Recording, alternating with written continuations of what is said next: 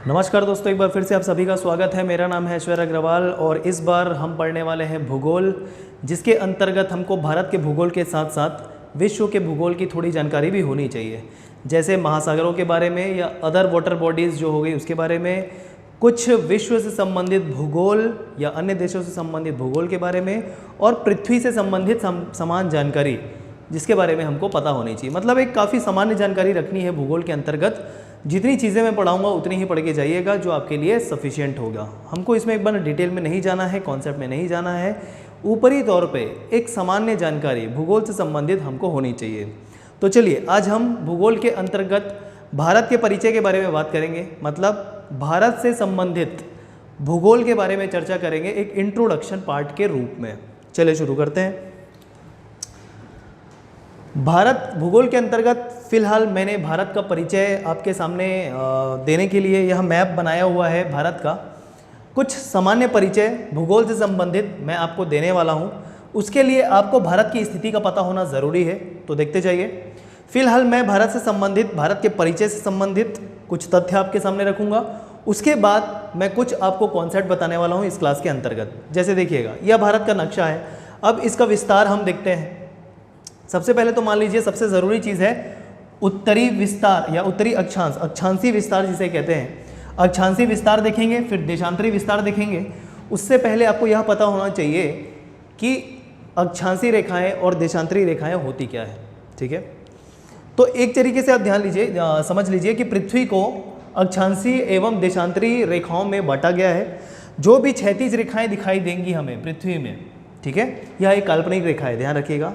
यह एक काल्पनिक रेखा है, रेखाएं हैं, ठीक है, जो पृथ्वी में कहीं ज़मीन पर दिखाई नहीं देती। इसे भूगोल की दृष्टि से खींचा गया है पूरे पृथ्वी पर बहुत सारे पर्पस के हिसाब से। तो जो भी क्षैतिज रेखाएं होंगी उन्हें हम अक्षांशी रेखाएं कहते हैं, और जो भी ऊर्ध्वाधर रेखाएं होंगी, वर्टिकल लाइंस जो होगी, उसको हम कहते हैं देशांतर रेखाएं, ठीक है। और एक चीज़ दिमाग में बैठा लीजिए कि कुल अक्षांशी रेखाओं की जो संख्या है वो है 180 और कुल देशांतरी रेखाओं की संख्या है वो है 360। क्लियर। चलिए इसके बाद आगे बढ़ते हैं। भारत का अक्षांशी विस्तार और देशांतरी विस्तार हम देखेंगे।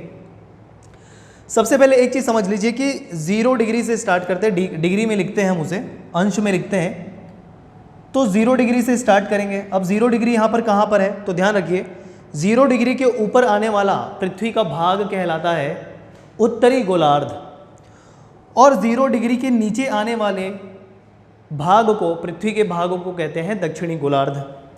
इसके बाद और आगे बढ़ते हैं। मतलब पृथ्वी को 2 भागों में बांटा गया है, उत्तरी गोलार्ध, दक्षिणी गोलार्ध, और बीच से जाने वाली क्षैतिज रेखा को हम कहते हैं 0 डिग्री या 0 अंश अक्षांशीय रेखा, जिसको कहते हैं भूमध्य रेखा। भूमध्य रेखा, तो यह जो रेखा जा रही है भारत के नीचे से, ध्यान रखिएगा, भारत के नीचे है कौन, भूमध्य रेखा। यहाँ पर श्रीलंका है, श्रीलंका से भी नीचे आपकी 0 डिग्री अक्षांशी रेखा मतलब भूमध्य रेखा है, ठीक। तो इसकी स्थिति देख लीजिए, भारत की स्थिति भूमध्य रेखा के अनुरूप कैसी होगी। भूमध्य रेखा के उत्तर में भारत देश है हमारा। इसका मतलब यह है कि भारत किस गोलार्ध में आता है, अगर आपसे प्रश्न पूछा जाए तो भारत जो है वो उत्तरी गोलार्ध में आता है, ठीक है। तो इतनी चीज़ें समझ लीजिए। 0 डिग्री भूमध्य रेखा के ऊपर भारत की स्थिति, 0 से बढ़ते हुए 1 2 3 4 5 ऐसा आगे बढ़ेंगे तो भारत का जो दक्षिणतम बिंदु है ये वाला कन्याकुमारी, रामेश्वरम, यहाँ पर कौन सी अक्षांशी रेखा गुजरती है, तो समझ लीजिए 8 डिग्री 4 मिनट। यह जो रेखा दिख रही है उसे हम कहेंगे 8 डिग्री 4 मिनट उत्तरी अक्षांश। जैसे 0 डिग्री है, ऊपर आते जाएंगे 1 डिग्री 2 डिग्री 3 डिग्री 4 डिग्री, ऐसा करते हुए जो भारत का दक्षिण बिंदु है वहाँ पर कौन सी अक्षांशी रेखा गुजरेगी, 8 डिग्री 4 मिनट। डिग्री के बाद जो और भी जो दशमलव में जैसे हम नंबर करते हैं, संख्या को लिखते हैं, जैसे लिख दिया 5 और थोड़ा सा और है, आधा भाग और है, तो उसको क्या लिखते हैं 5.5, है ना। तो उसी प्रकार अंश के बाद जो नोट करते हैं, डिनोट करते हैं नंबर को, उसको मिनट में लिखा जाता है। तो 8 डिग्री 4 मिनट, ठीक है, 8 अंश 4 मिनट उत्तरी अक्षांश भारत का दक्षिणतम बिंदु रामेश्वरम। अब ध्यान देने योग्य बात यह है कि यहाँ पर जो है ऐसा अंडमान निकोबार द्वीप समूह है, बहुत सारे छोटे छोटे द्वीप समूह हैं जिसको हम अंडमान निकोबार द्वीप समूह कहेंगे। ठीक है, बहुत सारे छोटे छोटे द्वीप हैं ऐसा। तो अगर इस निकोबार द्वीप समूह को मिला के देखा जाए तो भारत का सबसे दक्षिणतम बिंदु जो है वो 8 डिग्री 4 मिनट से ना पास होकर थोड़ा और नीचे 6 डिग्री 4 मिनट से पास होता है। जब किसको लिया? भारत का ही भाग, केंद्र शासित प्रदेश अंडमान निकोबार को लिया, तब जो भारत का दक्षिणतम बिंदु बन जाता है वो होगा 6 डिग्री 4 मिनट, 6 अंश 4 मिनट का। लेकिन भारत के मुख्य भूभाग को देखा जाए तब उसका उत्तरी अक्षांश कहाँ से शुरुआत होगी? 8 डिग्री 4 मिनट से। ये डिफरेंस क्लियर है? ठीक, चलिए आगे बढ़ते हैं। 8 डिग्री 4 मिनट या 6 डिग्री 4 मिनट, जहाँ से भी प्रश्न पूछा जाए ध्यान दीजिएगा, पूरे क्षेत्र को लेते हुए पूछेगा तो 6 डिग्री 4 मिनट, 6 अंश 4 मिनट, और भारत के मुख्य भूभाग को लेकर पूछेगा तो दक्षिणतम बिंदु कहाँ से शुरुआत होगी उसकी? 8 डिग्री 4 मिनट उत्तरी अक्षांश से चालू होगी। अब देखिए ये उत्तर का तरफ है तो इस कारण यहाँ से ऊपर आने वाली जितनी भी अक्षांशीय रेखाएं हैं उसको क्या बोलेंगे? उत्तरी अक्षांशीय रेखाएं बोलेंगे। ऐसा करते हुए भारत का जो सबसे ऊपर उत्तरी भाग है उसका जो एक्सपांशन है वो है 37 डिग्री 6 मिनट। ठीक, तो ये हो गया अक्षांशीय विस्तार भारत का। देशांतरी विस्तार देखते हैं। देखिए यह देशांतरी विस्तार यहाँ से चालू होके भारत के पूर्वी बिंदु तक है, यहाँ से यहाँ तक। तो ध्यान रखिए ये वाला जो बिंदु है ये होगा 68 डिग्री 7 मिनट पूर्वी देशांतर। अब पूर्वी देशांतर क्यों कहते हैं? क्योंकि 0 डिग्री जो पूर्वी देशांतर रेखा है वो इंग्लैंड के ग्रीनविच नामक जगह से पास होती है, जिसको माना जाता है, उस जगह से गुजरने वाली ऊर्ध्वाधर रेखा को माना जाता है 0 डिग्री देशांतर रेखा। तो उस 0 डिग्री देशांतर रेखा के सापेक्ष में इधर आने वाले जितने भी देश हैं या जितने भी देशांतर रेखाएं हैं वो क्या कहलाएंगी? पूर्वी देशांतर कहलाएगी, क्योंकि ये दिशा क्या है? पूर्वी दिशा। क्योंकि इंग्लैंड इधर है, भारत उसके राइट साइड में पड़ता है, मतलब पूर्वी तरफ पड़ता है। इस वजह से वह देशांतर रेखा होते होते इस स्थिति पर जब आती है, भारत के इस पॉइंट पर जब आती है तो उसको कहेंगे 68 अंश 7 डिग्री पूर्वी देशांतर। कहाँ तक? कहाँ तक? 97 डिग्री 25 मिनट तक। तो यह हो गया अक्षांशीय विस्तार और देशांतरी विस्तार भारत का, जो परीक्षा में पूछ सकते हैं, तो इसे आप याद कर लीजिएगा, पूरा फैक्ट है। ठीक है, चलिए आगे और बढ़ते हैं। यह जो रेखा भारत के यहाँ से पास हो रही है, यहाँ से गुजर रही है, जिसको कहेंगे कर्क रेखा, 23.5 डिग्री उत्तरी अक्षांश। 23.5 डिग्री, देखिए 1 2 3 4 8 यहाँ पर पहुँचे, 9 10 11 12 13 14 15 16 17 18 19 20 21 22 23 23.5 डिग्री कर्क रेखा कहलाती है। 23.5 डिग्री उत्तरी अक्षांश कर्क रेखा और इसके नीचे 23.5 डिग्री दक्षिणी अक्षांश मकर रेखा कहलाती है। ये चीज़ समझ ली, मैं आगे और बताऊंगा इन सबको बताने के बाद। तो देख लीजिए भारत के इस हिस्से से कर्क रेखा गुजरती है 23.5 डिग्री उत्तरी अक्षांश जो है। प्रश्न यह बन सकता है कि कौन कौन से राज्यों से या कितने राज्यों से कर्क रेखा गुजरती है। तो यहाँ पर मैंने कुछ फैक्ट यहाँ पर लिखे हैं, तो देखिएगा। मानक रेखा छोड़ देते, अभी हम बात कर रहे हैं कर्क रेखा की। तो कर्क रेखा कुल 8 राज्यों से गुजरती है। यह कौन सा राज्य है? गुजरात, और यहाँ पर राजस्थान का भी पार्ट है। ठीक है, तो राजस्थान की बहुत ही छोटी जगह से गुजरती है। नाम याद करना है, चाहे आप गुजरात पहले लिखें या राजस्थान पहले लिखें गुजरात। तो चलिए देखते जाइए, यहाँ पर गुजरात राजस्थान लिखा हुआ है, 2 राज्य, राजस्थान गुजरात लिखा है। ठीक, आगे बढ़ेंगे, यहाँ पर आएगा मध्य प्रदेश। मध्य प्रदेश से इधर आएंगे, आगे आएंगे छत्तीसगढ़। छत्तीसगढ़ के साइड में ही लगा हुआ है क्या? झारखंड। झारखंड के इधर इस वाले पोर्शन में थोड़ा सा भाग है पश्चिम बंगाल का, और यह होते होते बांग्लादेश से गुजरते हुए यह 2 क्षेत्र, यह 2 राज्य कह सकते हैं उत्तरी पूर्वी राज्य भारत के, जो है त्रिपुरा और मिजोरम। यह त्रिपुरा है और यह मिजोरम। तो इस प्रकार कुल 8 राज्यों से कर्क रेखा गुजरती है, जिसका नाम मैंने लिख रखा है, जानना आवश्यक है, प्रश्न पूछा जा सकता है। ठीक है, तो यह क्षैतिज रेखा कर्क रेखा 23.5 डिग्री उत्तरी अक्षांश। वैसी एक रेखा यहाँ से गुजरती है, आपको दिखाई दे रही है, ऊर्ध्वाधर रेखा, वर्टिकल लाइन, जो है 82.5 डिग्री, 82.5 डिग्री, जिसे कहते हैं भारतीय मानक समय रेखा। भारतीय मानक समय रेखा, इंडियन स्टैंडर्ड टाइम लाइन। तो भारतीय मतलब इस रेखा के हिसाब से भारत का समय निर्धारण किया जाता है। किसी भी देश का समय निर्धारण देशांतर रेखाओं के आधार पर किया जाता है। एक और बात मैंने बताई जिसे आपको नोट करना है, ठीक है। जैसे भारत में क्या मानते हैं कि 82.5 डिग्री जो पूर्वी देशांतर रेखा है, उसको हमने निर्धारित कर दिया कि यह जो है भारतीय मानक समय रेखा होगी। हर एक देश का अपना एक मानक समय रेखा होता है जो उस देश से गुजरने वाली देशांतर रेखा पर निर्भर करती है।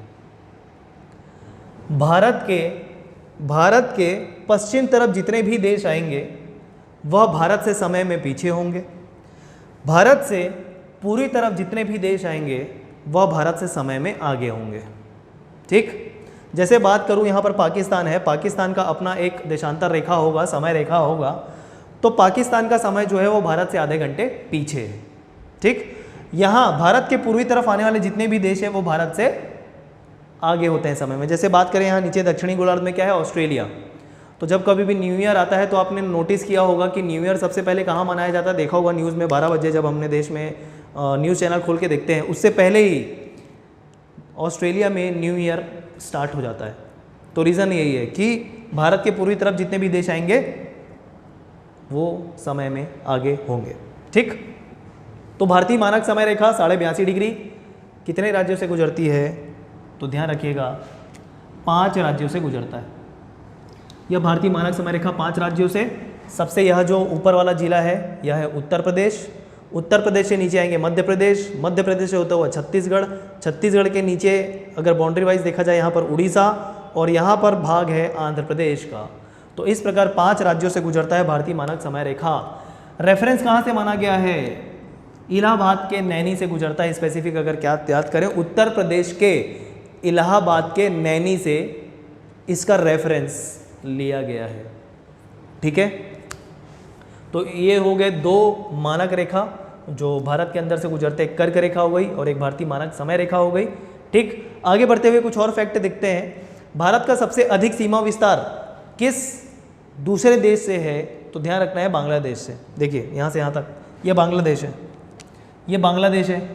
तो यहाँ से शुरुआत होकर ये पूरी जो रेखा है, लंबाई है, उसे हम कह रहे हैं कि भारत के सबसे अधिक सीमा विस्तार किस अन्य देश से है, तो याद रखना है बांग्लादेश के साथ सबसे ज़्यादा लंबी सीमा शेयर करता है भारत, ठीक है, साझा करता है भारत बांग्लादेश के साथ, ठीक। पाकिस्तान आंसर नहीं होगा, बांग्लादेश होगा, ना ही चाइना होगा, ना ही नेपाल होगा, क्या होगा आंसर, बांग्लादेश।